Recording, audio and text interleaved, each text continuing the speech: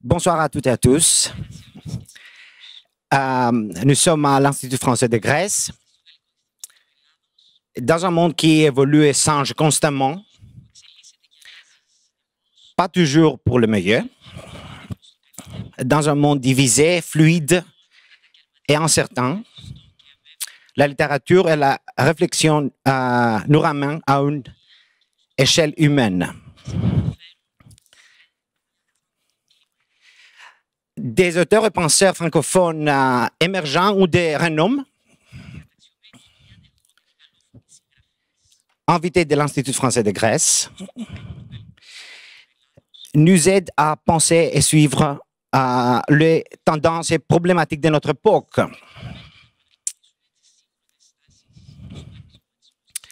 Ce soir, le premier invité du cycle Le mot français et l'écrivain français Mathias Hénard. C'est un grand plaisir d'avoir avec nous en direct de France Mathias Hénard, une des plus grandes figures de la littérature française contemporaine, qui a été honoré avec le prix Goncourt 2015. Évidemment, on voudrait avoir Mathias Hénard en Grèce, mais ça, ce n'est pas possible à cause de la situation générale que tout le monde vit. Je suis Grigoris Bekos, journaliste au Tovima, c'est-à-dire la Tribune. Je vais essayer de faciliter, dans la mesure du possible, cette rencontre en ligne avec M. Hénard. Nous discuterons en paix de la condition particulière de la pandémie, du coronavirus, et évidemment, principalement, de son œuvre littéraire. Avant d'accueillir M. Hénard de la part de nous tous et aussi de tous ceux qui nous suivent en ligne, je voudrais bien vous expliquer comment on va mener notre discussion. Je vais poser des questions en grec et l'écrivain répondra en français. Pour la traduction simultanée, en remerciant Madame Eugénie Moutsopoulou. Je voudrais aussi ajouter qu'à la fin de la discussion, nos spectateurs ils pourront poser leurs questions à Mathias Hénard. Vous pouvez poser vos questions sur Facebook et Twitter en commentaire en utilisant le hashtag IFG Direct. Mathias Hénard, bonsoir. Bonsoir. Bienvenue à l'Institut français de Grèce. Merci. Et bonne année à propos.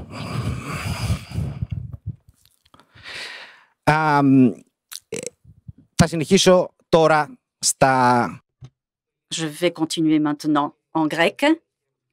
Et Madame Moutsopoulou va traduire en français.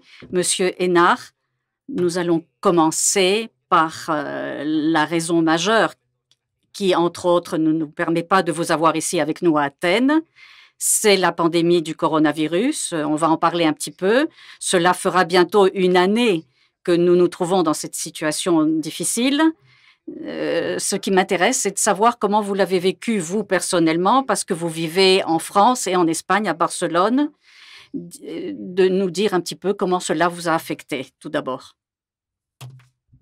Bonsoir, de toute façon, je suis déjà enchanté de participer à cet échange avec l'Institut français d'Athènes, même si c'est à distance. Évidemment, j'aurais préféré être parmi vous.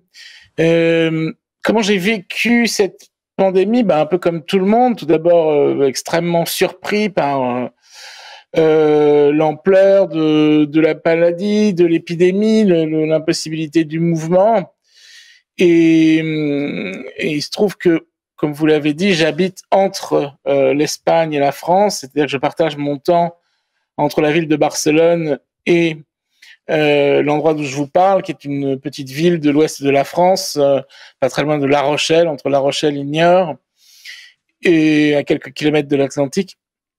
Et évidemment, Barcelone est distant d'ici d'à peu près 800 kilomètres. Donc vous imaginez que pendant le moment le plus difficile, des premiers confinements, c'était très compliqué de se rendre d'une ville à l'autre. Donc, une des premières conséquences pour moi, ça a été de me retrouver immobile, un peu enfermé.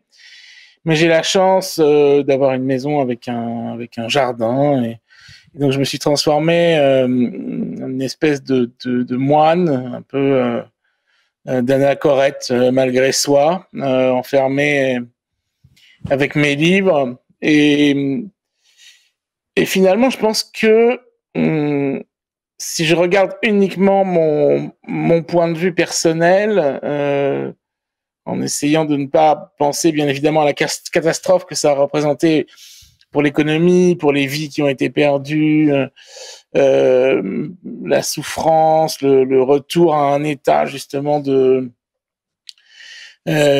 d'isolement qu'on n'avait pas connu depuis très longtemps. Pour moi, la pandémie a plutôt été jusqu'ici, ou en tout cas dans les moments les plus difficiles, assez féconde, au sens où j'ai beaucoup lu, j'ai beaucoup pensé, j'ai beaucoup jardiné. Donc finalement, pour un écrivain, vous savez, c'est un peu cette image de Montaigne dans sa tour que connaissent tous les écrivains français. Finalement, Montaigne prend sa retraite à 40 ans. À 40 ans, il décide qu'il renonce au monde pour penser et lire et écrire. Bon, voilà, c'est ce que cette pandémie, pour moi qui ai eu cette chance, m'a offert. Elle m'a permis aussi de mesurer justement la fragilité de ce qu'on avait construit comme contact et relations faciles entre l'Espagne et la France, par exemple, et de se dire tout d'un coup que cette continuité territoriale, pour moi évidente en Europe, pouvait tout à fait être interrompue, que rien n'était acquis, que tout d'un coup on pouvait vous interdire de sortir de chez vous, et qu'il pouvait y avoir des militaires et des policiers dans la rue pour le faire. Donc c'était à la fois un moment je vous l'ai dit, fécond intellectuellement, mais en même temps assez angoissant pour tout ce que ça représentait de danger, non seulement pour la santé, mais la santé du monde, la santé de mes proches, mais aussi de danger pour nos habitudes démocratiques et pour la démocratie et la liberté de mouvement qui m'est particulièrement chère.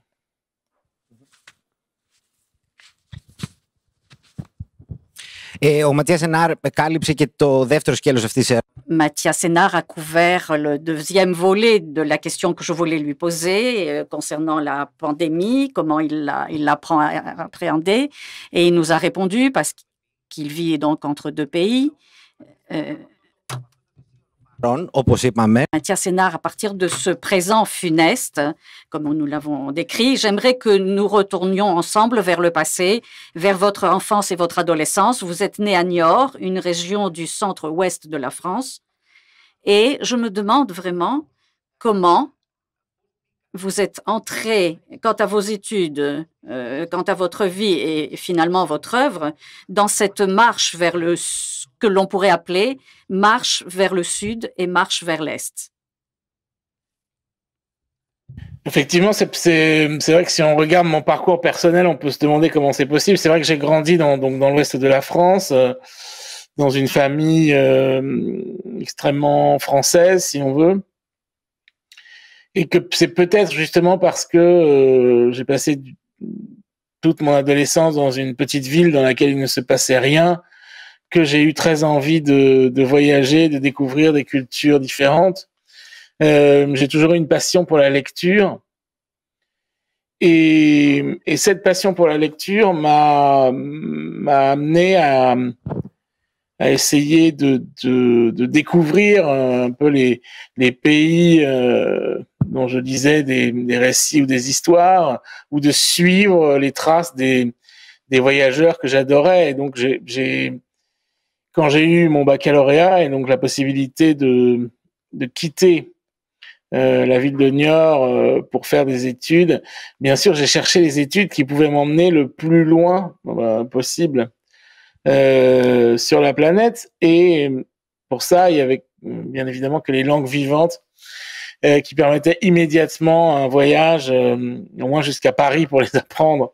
Et donc, je me suis inscrit à l'université, d'abord en histoire de l'art à l'école du Louvre, et ensuite en arabe et en persan dans cette magnifique institution qui est l'Institut national des langues et civilisations orientales, communément appelé l'ANGZO, langues orientales, dans lequel on peut apprendre des dizaines de langues depuis, bien évidemment, les langues de l'ex-Yougoslavie, le grec moderne, le turc, enfin je descends en ouest comme ça, mais aussi l'arabe, le persan, jusqu'au vietnamien et au chinois, sans compter toutes les langues africaines. Donc c'est vraiment un monde en soi.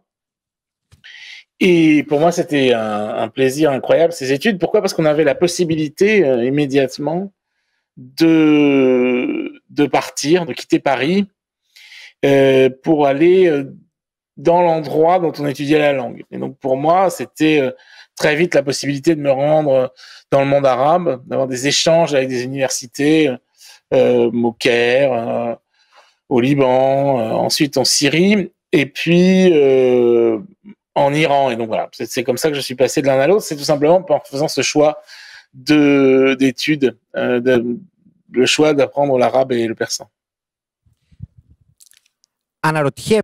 Je me demande, dans la suite de votre itinéraire, de ce long itinéraire, qu'est-ce qui a nourri votre intérêt constamment, cet intérêt immuable pour l'Orient et pour ses civilisations? Est-ce qu'il y avait quelque chose de précis? Je pense que moi, ce qui m'a le plus fasciné d'abord, c'est très certainement la littérature, puisque c'est ce que j'ai découvert d'abord, avant même de connaître les pays du monde arabe ou l'Iran. Ce qui m'a fasciné, c'est la littérature. Bien sûr que je lisais en traduction, la littérature arabe classique, la poésie persane. Ça, c'est des sources d'inspiration qui me nourrissent encore aujourd'hui. Donc, c'est avant tout un intérêt littéraire, historique aussi, architectural. Et puis, plus je découvrais un peu disons le monde de l'Est de la Méditerranée, pris au sens large, c'est aussi un mode de vie sans doute extrêmement différent de celui dont j'avais l'habitude, qui m'a séduit, c'est-à-dire un rapport à la rue, à l'extérieur, à l'accueil, à la gastronomie même aussi, si on veut, voilà, qui m'ont complètement captivé. Mais le centre et le cœur de mon intérêt, encore aujourd'hui, ça reste les langues et la littérature.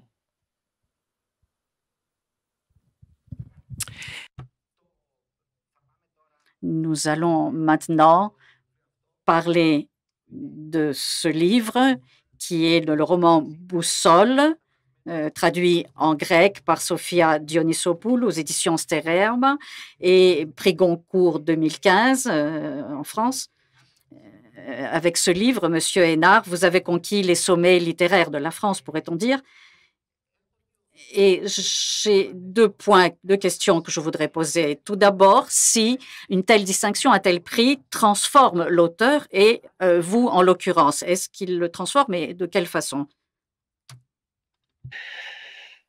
Est-ce que ça transforme un auteur? Je suis pas sûr. J'en suis pas certain.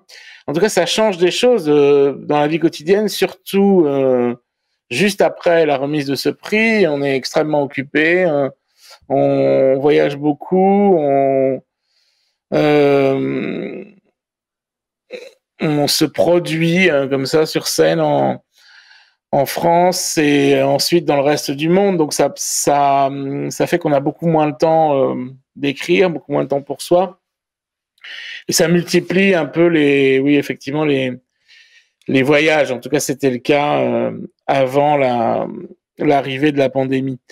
Et donc, c'est un prix extrêmement important parce qu'il change aussi le rapport que les journalistes ou les libraires ont avec vous. C'est-à-dire que tout d'un coup, le monde du livre connaît votre nom, connaît aussi le roman pour lequel vous venez d'être primé.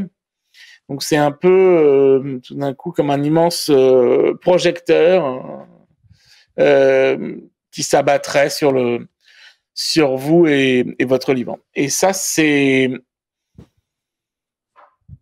oui, c'est une vraie transformation, mais en même temps, elle est de courte durée, puisque un prix Goncourt, il y en a un tous les ans. Donc on est très vite remplacé par le suivant, même si la marque Goncourt, le sceau, le tampon Goncourt reste plus de temps. Le temps qui passe fait que cet effet se fait évidemment moins sentir. La boussole est un très beau livre, et même exigeant, je dirais, à propos de cette relation complexe entre l'Occident et l'Orient, mais aussi un livre qui décrit une histoire d'amour. Nous le verrons par la suite. Je me demande, après la distinction et après la traduction du roman La Boussole à l'étranger, qui a été lu donc par des lecteurs d'autres pays, est-ce que vous pensez que vos réflexions ont rencontré celles du public et des lecteurs? Et je vous pose cette question parce que ce livre a été mis en valeur en allant en quelque sorte à contre-courant durant une période de résurgence d'un climat de tension en Occident qui n'était pas si en faveur de l'islam et du monde arabe en général. Qu'est-ce que vous en pensez? Non, mais c'est peut-être justement parce que ce soit en faveur ou en défaveur, ou en tout cas l'intérêt pour l'Orient, l'islam, le Moyen-Orient était là. Et ce qui est très troublant, c'est que justement, c'est à ce moment-là qu'un livre comme Boussole, que j'avais commencé bien longtemps avant, obtient un grand succès. C'est justement parce que, et pas seulement en France, hein, même en Allemagne, par exemple, le livre a été un très grand succès. Donc c'est vraiment parce que les yeux du public étaient vraiment tournés sur ce sujet à ce moment-là. Et en 2015, on est donc au moment le plus haut, le plus violent de l'État islamique en Irak et en Syrie. C'est le moment aussi de la suite des destructions de la guerre civile syrienne, et des attentats en Europe. Et évidemment, tout ça augmente un peu l'intérêt du public pour ces questions. Et alors qu'on pourrait croire que cet intérêt pouvait se porter plus naturellement vers des essais, c'est-à-dire des livres qui expliquent historiquement les événements en Orient ou au Moyen-Orient, finalement, cet intérêt s'est aussi porté pour des romans comme Boussole, qui, même s'il raconte un peu aussi l'histoire des relations entre l'Est et l'Ouest, il le fait d'une façon qui est ni systématique, ni chronologique, et plutôt sensible, qui passe bien évidemment par la langue, par la poésie, mais aussi par l'histoire de la musique, le voyage, le récit de voyage, et l'histoire d'amour. Donc c'est vraiment un livre hybride, mais qui pourtant a su, je pense, tomber au moment juste où cet intérêt pour l'Orient était au plus haut. Parce qu'on était très loin d'imaginer avec mon éditeur, par exemple. Hein, on pensait pas du tout que c'est un livre compliqué, un livre plein de références. C'est pas une petite bleuette, une histoire d'amour très simple. Bien au contraire. Donc on était assez surpris de l'engouement et du grand succès très grand public du livre.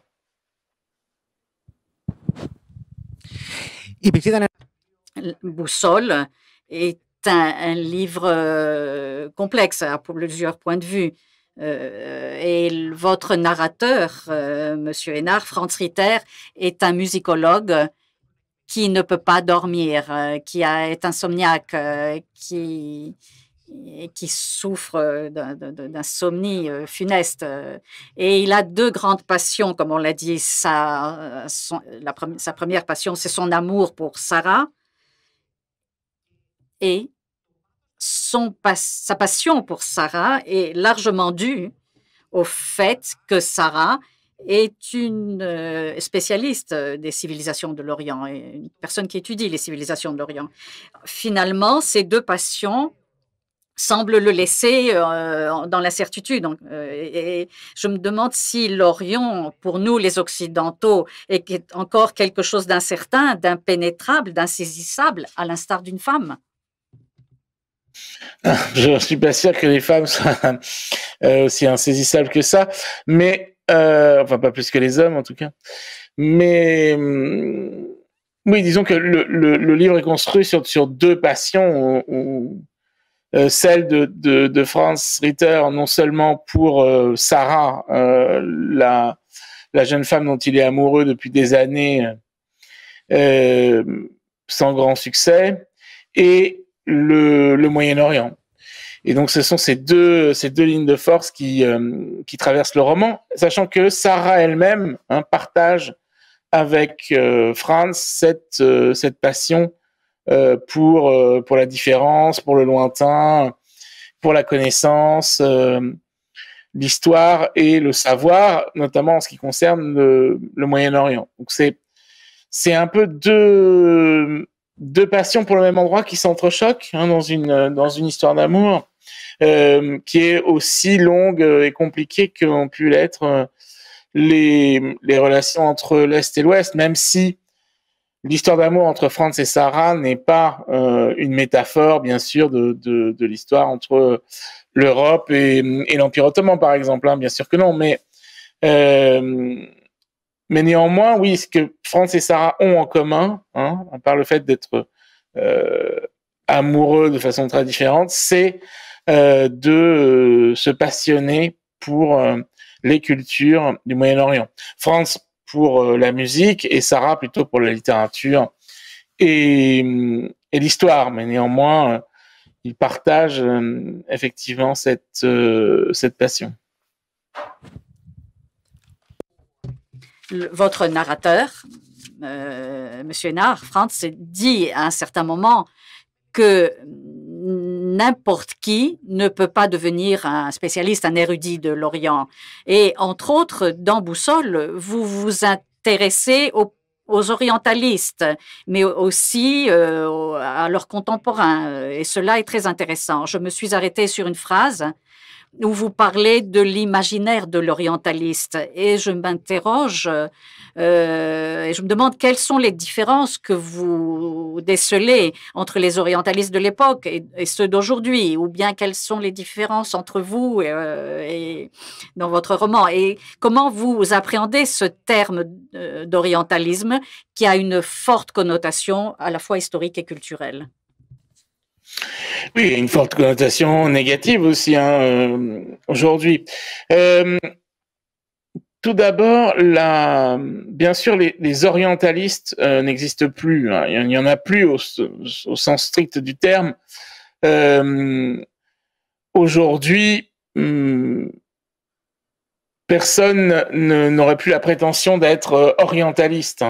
On est spécialiste de la Turquie, de l'Iran ou de la Syrie, par exemple, mais très rarement d'un grand ensemble comme ça.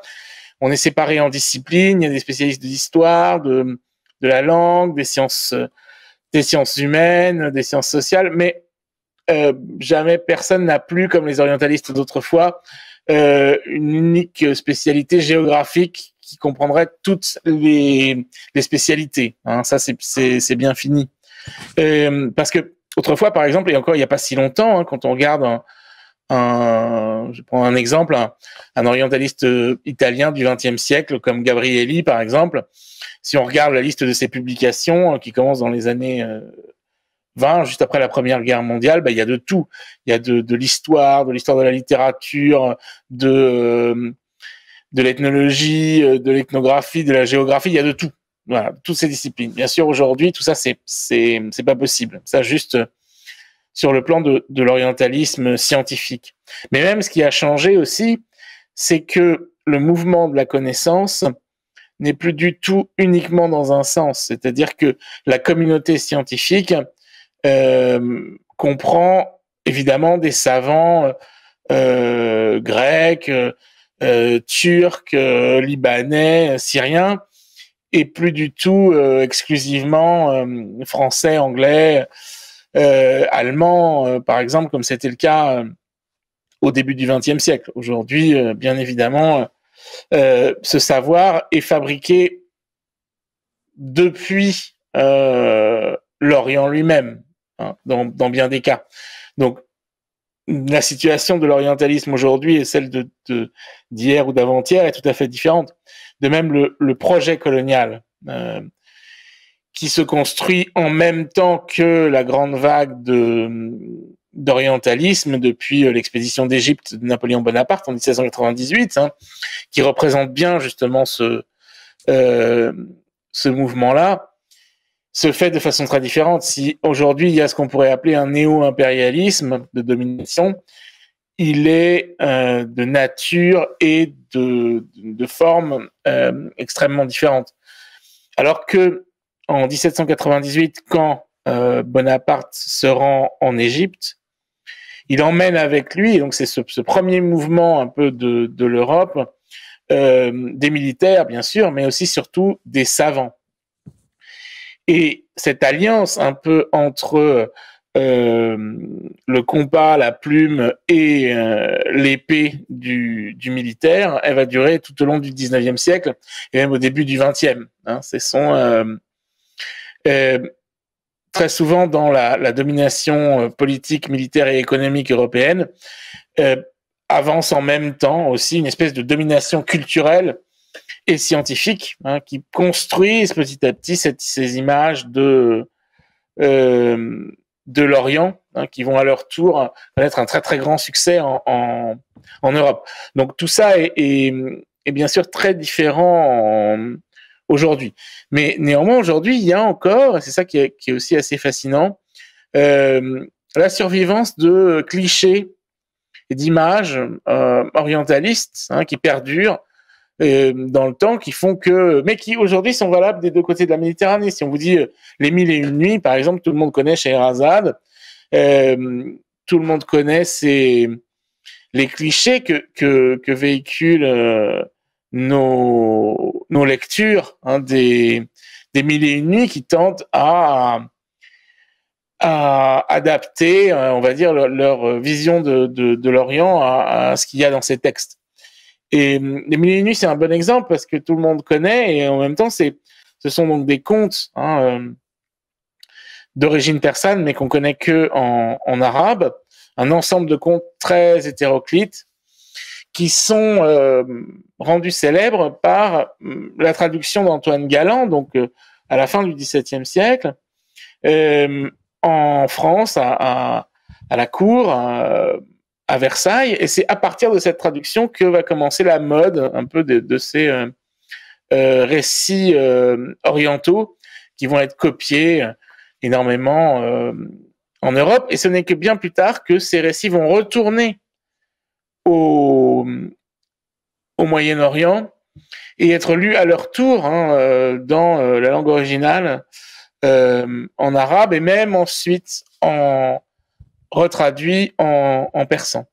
Par exemple, pour vous dire l'influence de cette traduction d'Antoine Galland, c'est Galland qui regroupe les histoires des 1001 nuits proprement dites et qui inclut des histoires qu'il trouve ailleurs et qui lui paraissent dignes d'être rassemblées dans cet ensemble de contes. Et donc, par exemple, si nous avons Simbad, hein, si nous pensons aujourd'hui Simbad comme étant Simbad le marin, comme étant un personnage important des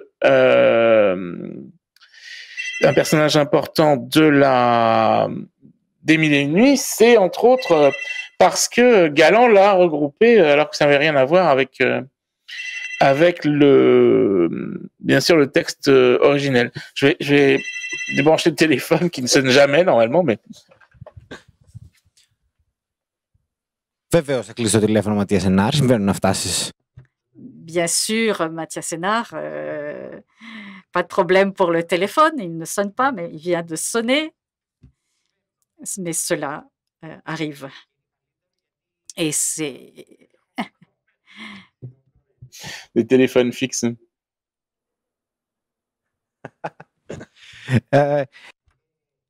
Mathias Hénard, pour reprendre notre réflexion, ce que j'aime beaucoup dans Boussole, c'est le fait qu'il y a d'un côté ce que l'on appelle les réseaux artistiques, qu'il s'agisse de la musique, de la littérature et des sciences, et d'autre part, il y a les rapports de domination. Mais nous voyons et nous comprenons à travers le roman Boussole que souvent les seconds occultent les premiers, mais finalement, ces réseaux artistiques trouvent le moyen d'être dans un mouvement continu et de définir de façon peut-être même plus profonde le rapport entre ces deux mondes. En lisant Boussole, on commence à se demander quel est le sens de ce fameux concept de choc des civilisations, par exemple. À mon avis, il n'y en a aucun. C'est-à-dire qu'il y a vraiment une continuité de culture. Bien sûr, il y a des différences. C'est pas du tout la même chose de vivre en Syrie qu'en France, mais il y a néanmoins des solutions de continuité qui fabriquent un continuum, ce qu'on pourrait appeler un continuum culturel entre l'ouest de l'Europe et même jusqu'au Japon. On peut toujours trouver des solutions de continuité d'un endroit à l'autre. Et donc, il est bien évidemment extrêmement étrange de voir les cultures non plus comme des choses qui communiquent, qui ont toujours communiqué et qui s'étendent les unes avec les autres. C'est toujours très étrange de penser ça comme étant des blocs séparés où il y aurait une limite. Et même pire que ça, dans le cadre des chocs des civilisations, ce serait des entités qui se combattraient l'une l'autre. Alors que, bien évidemment, ce qui est visé là-dedans, c'est surtout l'islam, alors que c'est extrêmement difficile de prendre, si on suit toujours ces concepts de civilisation, l'islam comme étant un seul objet depuis le Maroc jusqu'en Indonésie.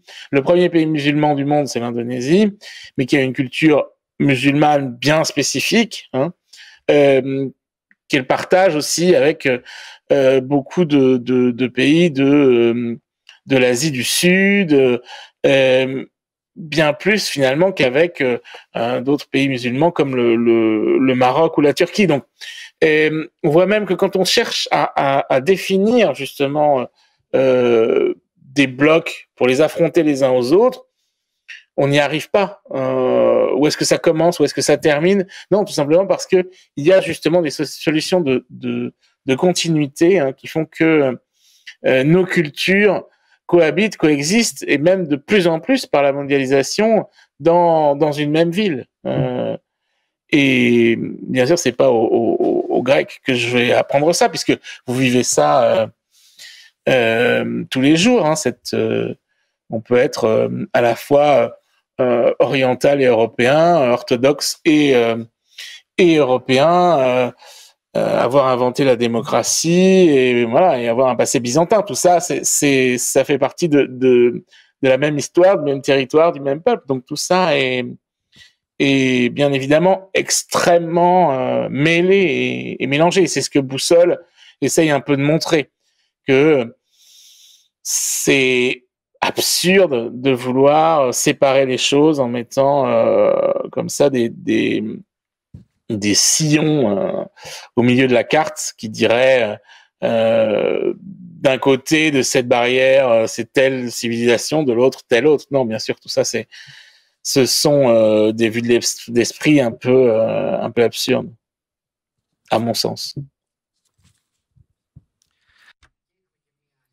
Et nous avons donc une présentation un petit peu aussi succincte de la Grèce par Mathias Hénard, qui connaît donc ce pays carrefour dans lequel nous vivons.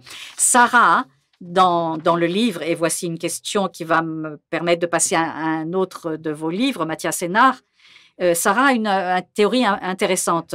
à savoir que pour sombrer dans la beauté, il faut sombrer dans l'abysse de l'horreur. Vous, dans quelle mesure vous partagez ce point de vue, vous, l'écrivain? Non, oui, ce résumé un peu baudelairien, on pourrait dire, que fait Sarah, c'est-à-dire de cette idée que la poésie, c'est-à-dire même la plus grande beauté, peut s'intéresser à l'horrible, à l'atroce.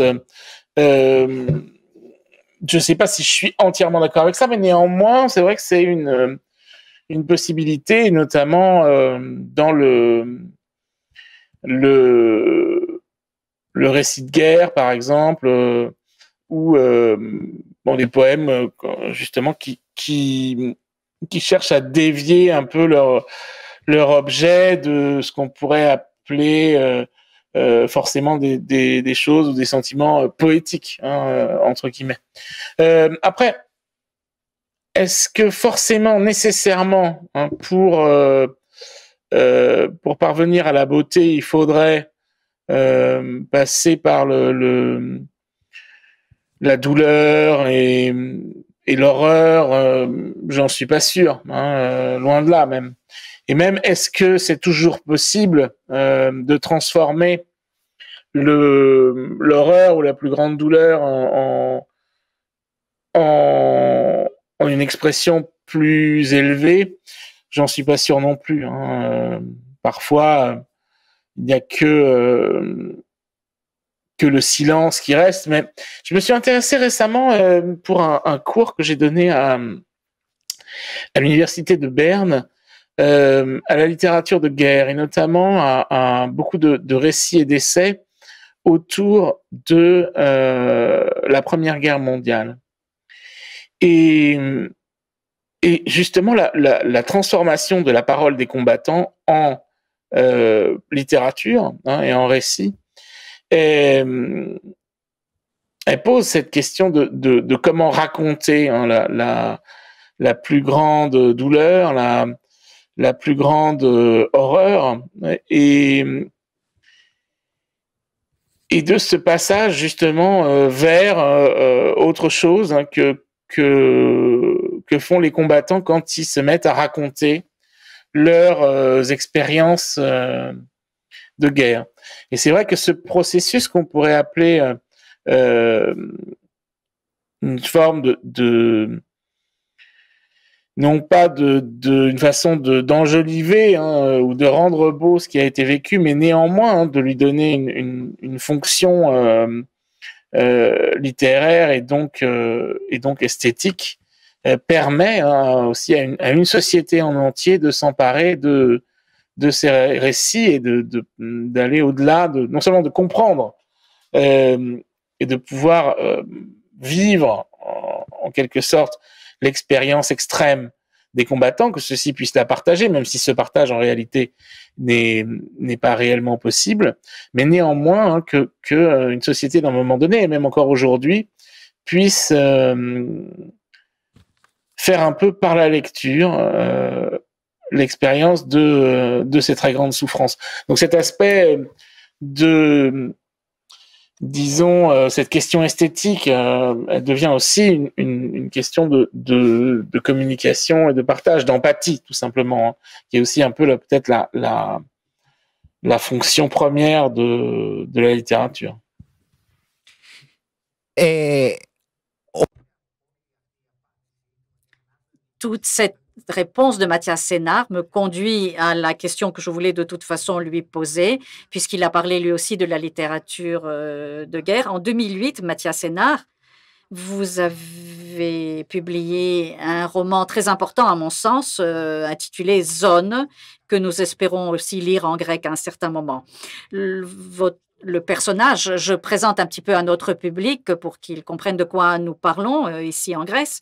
Le personnage est quelqu'un qui se trouve dans un train et dont on suit les pensées, et il a beaucoup de secrets concernant la violence de toute une région, et il va vers le Vatican. Il s'agit de Mirkovitch, un espion mercenaire autrefois dans une organisation d'extrême droite de Croatie. Ce livre, Mathias Hénard, et qui est, je crois, une épopée, on a même dit que c'est même peut-être une Iliade contemporaine. Ce livre, qui est écrit en une seule phrase, décrit la violence, la brutalité, les atrocités et les choses les plus horribles du XXe siècle dans ce bassin méditerranéen. Et je suppose que Zone, c'est une réponse littéraire à ce que vous venez de décrire tout à l'heure, comment la violence peut revêtir un caractère esthétique en quelque sorte. Oui, tout à fait, bien sûr. Oui, Zone, c'est une espèce de mosaïque un peu de ce qu'a été la violence extrême en Méditerranée, principalement au XXe siècle, et principalement, disons, dans l'est de la Méditerranée, et notamment dans les Balkans, disons, toute la péninsule balkanique, y compris la Grèce. Et donc, c'est un roman qui est écrit avec l'Iliade, qui cherche pas à se comparer à l'Iliade, mais qui utilise l'Iliade dans sa structure même. Le roman est divisé en 24 chants, qui chacun reprennent un peu un des épisodes de l'Iliade.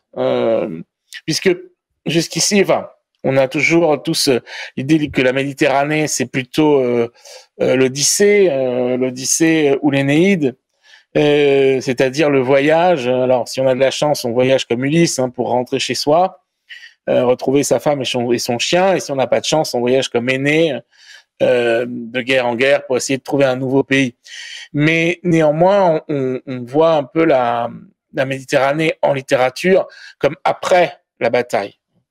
Alors qu'en revanche, si on se penche vraiment sur l'histoire de la Méditerranée, on se rend compte que c'est surtout une histoire extrêmement violente, à l'image un peu de cette guerre de Troie qui n'en finit jamais. Et aujourd'hui même, on peut encore continuer à utiliser la métaphore de la guerre de Troie, cette guerre entre l'Est et l'Ouest, comme le fait par exemple le poète palestinien Mahmoud Darwish, quand il assume un peu le destin des Troyens, dont les villes sont détruites, face aux Achéens ou Danéens qui seraient les Israéliens.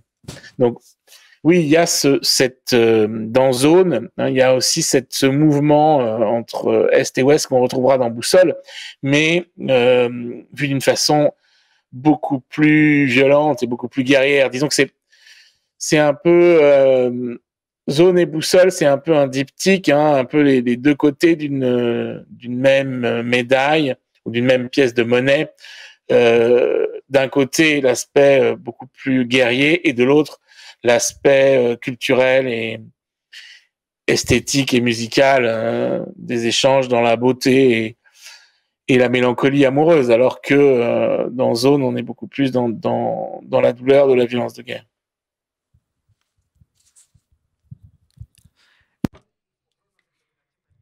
Le temps passe et il passe très agréablement pour nous d'avoir cette discussion avec Mathias Hénard en direct. Je rappelle aux amis qui nous suivent qu'ils peuvent envoyer leurs questions, les questions qu'ils veulent poser à Mathias Hénard sur Facebook et sur Twitter, sur le hashtag IFG Direct. Mathias Hénard, j'aimerais parler de façon plus succincte parce que le temps presse, parler de votre livre « Parle-leur de bataille de rois et d'éléphants » et qui a au centre un voyage de Michel-Ange. Et on va maintenant en 1500, chers amis, un voyage de Michel-Ange à Constantinople où le sultan Bayazid l'invite à construire un pont sur la Corne d'Or. Je vais vous poser très brièvement la question. Pourquoi est-ce que vous avez décidé d'écrire tout un livre, un très beau livre, je le montre, à propos d'un pont qui n'a jamais été construit finalement? Parce que je crois qu'il aurait dû l'être. C'est peut-être ça la réponse, la seule réponse. Et disons que l'invitation que fait Bayazid, le second à Michel-Ange, est attestée. C'est historique. On a la trace de cette invitation. Elle est racontée par Michel-Ange lui-même, pratiquement, par l'intermédiaire de son biographe officiel, Ascanio Condivi. Michel-Ange est très jeune. Il s'est fâché avec le pape Jules II, il est à Florence et il reçoit cette invitation du sultan pour se rendre à Constantinople pour construire un pont sur la Corne d'Or. Et cette invitation avait déjà été lancée à Léonard de Vinci, qui avait accepté, qui avait même rendu un dessin de pont, mais que les Ottomans avaient jugé impossible à construire. En tout cas, ils ne savaient pas comment construire le pont dont Léonard de Vinci avait envoyé le dessin. Donc, il s'adresse à Michel-Ange. Et ce qui est très beau dans cette histoire, c'est que on sait que a priori Michel-Ange n'est pas allé à Constantinople. Mais néanmoins, tout aurait dû l'y envoyer. C'est-à-dire que c'est un peu ce livre qui raconte le séjour imaginaire de Michel-Ange à Constantinople, cherche à réparer un peu une erreur de l'histoire, qui est de ne pas avoir envoyé Michel-Ange à Constantinople et que nous ne possédions pas ce fameux pont sur la Corne d'Or. Mais il y a une raison quand même objective que je donne à la fin du livre, pour laquelle de toute façon, même si Michel-Ange était allé à Constantinople, nous n'aurions pas ce pont aujourd'hui. Voilà. Donc c'est un peu un jeu entre réalité et fiction. Dans ce livre, tout est absolument vrai. C'est un livre extrêmement documenté, extrêmement précis. Tout est attesté historiquement, sauf le fait principal du roman, qui est le voyage de Michel-Ange à Constantinople lui-même. Ακριβώς. Exactement. L'écrivain l'a très bien résumé, mais j'aimerais dire sur ce point que les livres de Mathias Sénart circulent aussi en grec aux éditions Stéréoma et sont traduits par Madame Sofia Dionysopoulou. Mathias Sénart, j'aimerais passer à votre dernier livre paru en octobre dernier aux éditions d'Actes Sud, le banquet annuel de la confrérie des Fossoyeurs. J'essaye de faire une traduction libre de ce titre. Et je voudrais vous demander, votre personnage est un ethnologue parisien qui va dans la France profonde. Il s'agit de David Mazon. Et je me demande comment est-ce que vous avez décidé, pourquoi est-ce que vous vous êtes intéressé à ces fossoyeurs différents dans ce livre? Ce livre, c'est un peu l'histoire d'un retour au pays natal. Jusqu'ici, toute ma carrière littéraire, tous mes livres s'intéressaient à des ailleurs plus ou moins lointains. Et j'avais pas encore de roman en France, même si la France est toujours présente. Jamais, en tout cas, de roman entièrement français qui utilise une matière française. Et il y a quelques années, je me suis dit que j'avais envie de retourner justement chez moi, dans ma région natale, mais avec les yeux de quelqu'un qui a voyagé physiquement et dans les livres et en littérature, pour essayer de faire un peu un portrait de cette région et à travers cette région, une petite histoire de France en miniature. Et donc pour ça, il me fallait un peu un Candide, un voyageur qui arrive là et qui raconte un peu ce qu'il y voit. Et c'est ce fameux David Mazon, jeune ethnographe, ethnologue, qui vient faire sa thèse dans un petit village imaginaire des Deux-Sèvres. Donc pas très loin de Niort, la ville où je suis né. Et puis, ça rejoint un sujet qui m'intéressait depuis longtemps, ou en tout cas une pensée, qui est celle des fossoyeurs, des enterreurs, des gens qui ont dans la profession, à voir avec la mort. Et cet intérêt m'est venu alors que j'étais à Prague, en voyage, et à côté d'une des synagogues de Prague se trouve une petite maison au bord du cimetière, d'un ancien cimetière juif. Et cette petite maison était le siège justement de la confrérie des fossoyeurs. Les villes juives possédaient comme ça des confréries des fossoyeurs qui s'occupaient des cimetières et d'enterrer les défunts. Et là, il y avait quelques petits tableaux du XVIIIe siècle qui racontaient très précisément ceci, dont les légendes en tout cas racontaient cela, qui disaient pour se consoler de leur triste métier, les fossoyeurs donnent chaque année un grand banquet. Voilà. Et ça, j'ai trouvé ça une idée vraiment magnifique, de me dire, oui, bien sûr, on oublie d'abord que les fossoyeurs, les enterreurs, les gens qui s'occupent des défunts, c'est sans doute, sans aucun doute, même la profession la plus ancienne du monde, en tout cas celle dont la première trace. Et puis aussi que ce triste métier, voilà, on peut chercher à s'en consoler en se donnant un grand banquet. Et donc j'ai imaginé que la mort elle-même avait un pacte très ancien avec cette confrérie des enterreurs, confrérie des fossoyeurs, et que pendant les 2 ou 3 jours que dure le banquet, personne ne mourrait.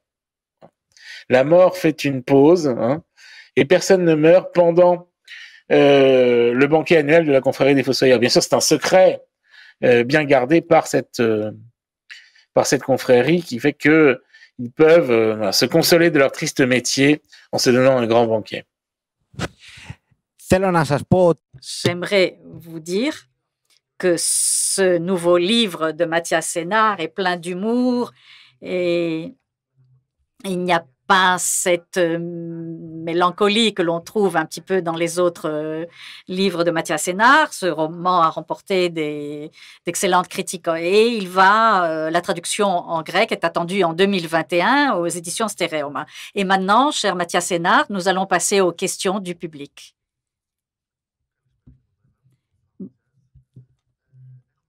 Nous avons quelques questions d'un public qui nous suit de toute la Grèce et de Chypre. Une première question en grec à partir de Jérémie en français. Dans le monde arabe ou en Iran, qu'il faut lire ou que vous lisez.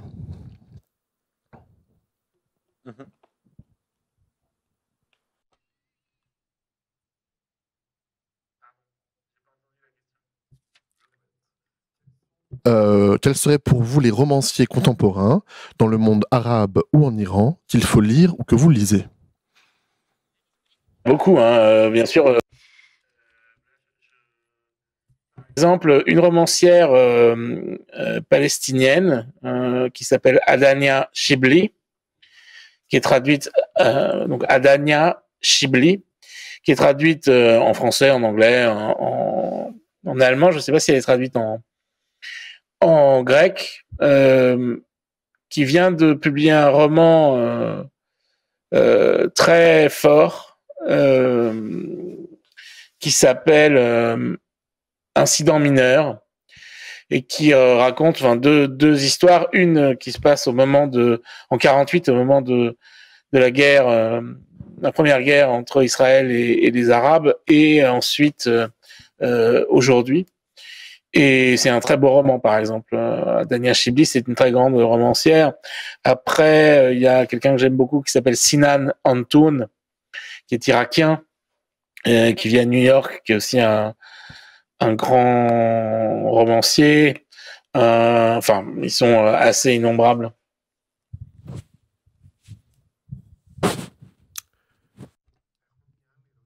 Nous avons une autre question de Vasso Paraskeva qui nous demande sur Twitter, Monsieur Hénard, quelles sont vos sources d'inspiration?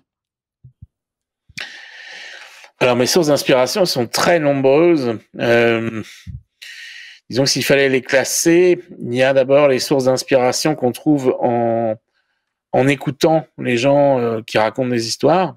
C'est-à-dire, moi, ce qui m'inspire, c'est quand quelqu'un me raconte, si je parle du dernier roman là, qui sort en grec cette année, il est constitué d'énormément de récits que les gens m'ont confiés, d'histoires de leur propre enfance ou de leurs parents. Ça, c'est déjà, cette écoute est déjà une source d'inspiration.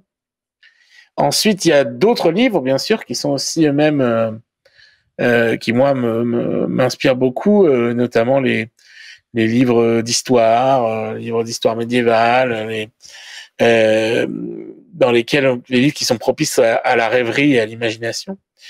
Et puis ensuite, il y a, et ça en dernier lieu, peut-être moi, mais ce que je vis aussi au quotidien, sur lequel je peux m'appuyer pour imaginer d'autres choses. Et finalement, ce dont on a besoin, enfin, dans mon cas à moi, je sais pas trop ce que c'est avec l'inspiration, mais en tout cas, c'est d'un support qui me permet de développer l'imaginaire et la rêverie. Et enfin, une dernière question qui demande quel est votre rapport avec la Grèce. Elle dit que vous parlez plusieurs langues et elle se demande si vous connaissez un peu le grec. Voilà. Mon rapport avec la Grèce est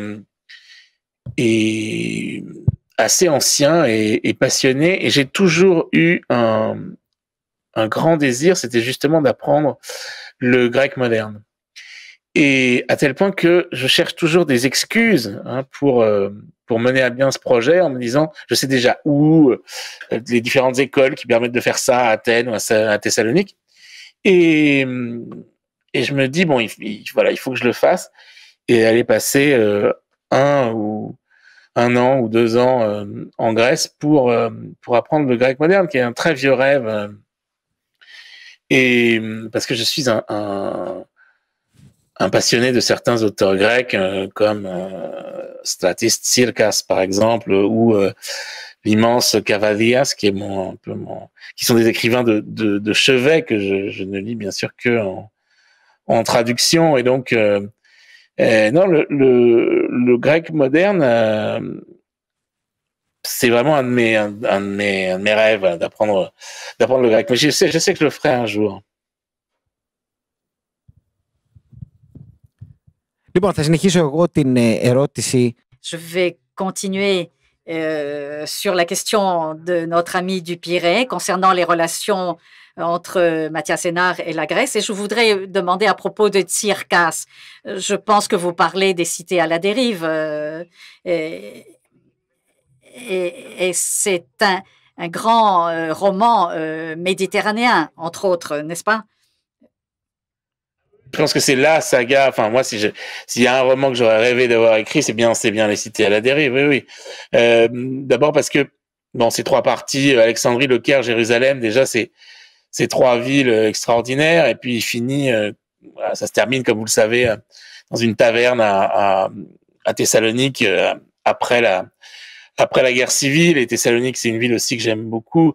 Et puis ça raconte à travers le destin grec, justement, ça raconte toutes ces années 40 en Méditerranée. Et puis quelque chose qui est un peu oublié aujourd'hui, malheureusement, qui est cette présence grecque en Égypte et au Moyen-Orient. Et Tsirkas, non seulement Cité à la dérive, mais aussi ces nouvelles sont absolument extraordinaires. Des nouvelles justement sur l'Égypte, le Nil. Pour moi, c'est vraiment un immense écrivain. Στο σημείο αυτό, αφού ο Ματίας Ενά... Sur ce point, après l'enthousiasme que nous a exprimé Mathias Sénard sur Circa, c'est que nous partageons aussi. Chers amis, nous avons passé 1 heure à peu près. Nous avions Mathias Sénard en notre compagnie, en direct de France.